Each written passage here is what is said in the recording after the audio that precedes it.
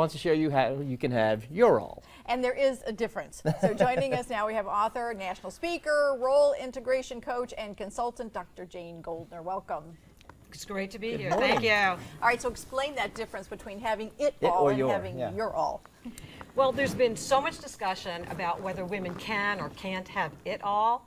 And I think, Jody, if I asked you what it all means to you, and we compared it to what it all means to me, it would be very different. Right. If we asked 10 random women on the street, we'd have 10 different definitions of it all. So really, it's not about this universal it all, it's about your all. Some women choose to lean in, some women choose to lean back, some women choose to lean out, but they're all different definitions of success and having it all. Is it sort of a designation?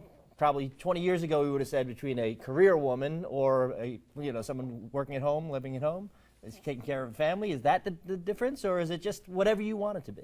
It's whatever you want it to be, and the way you decide how you want it to be is to define your core.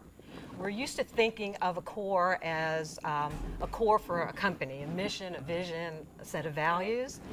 But we also need to think about having a personal core. What does that mean to me? What's my personal mission? What's my personal vision?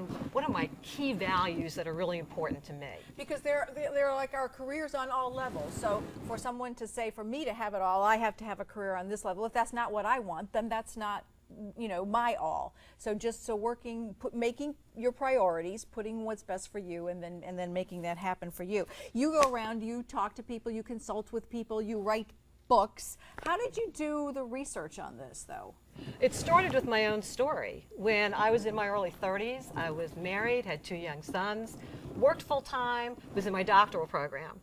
And one day I woke up with a lot of stress and pain, and it kept going for the whole week until I went to the doctor, and he told me, I'm sorry to have to tell you this, but you've had a heart attack. So it started with my own story, and then I interviewed 12 successful senior level women, and I said, how do you have whatever your all is? So all those stories are in the book, and they're all successful, but they're all different stories. Some have multiple children, some are married, some are not.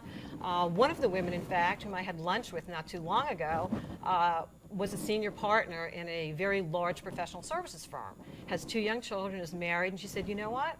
It's time for me to spend more time with my children, so I negotiated with the senior partners to lean back and work part-time.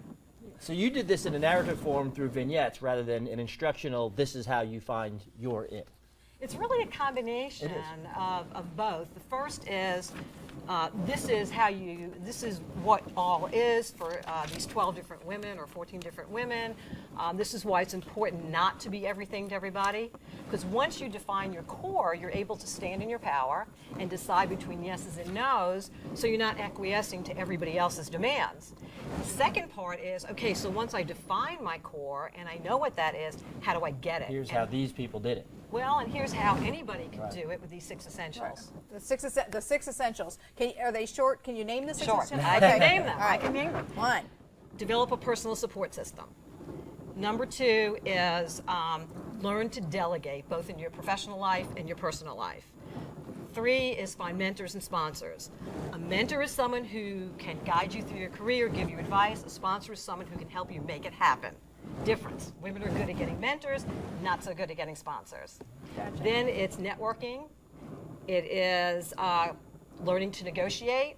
When women don't negotiate from the very first time they accept a job offer, they can lose $500,000 to $1 million a year. That's a big topic now, that women are not good negotiators. No, they are not. We don't think about it. And negotiating at home.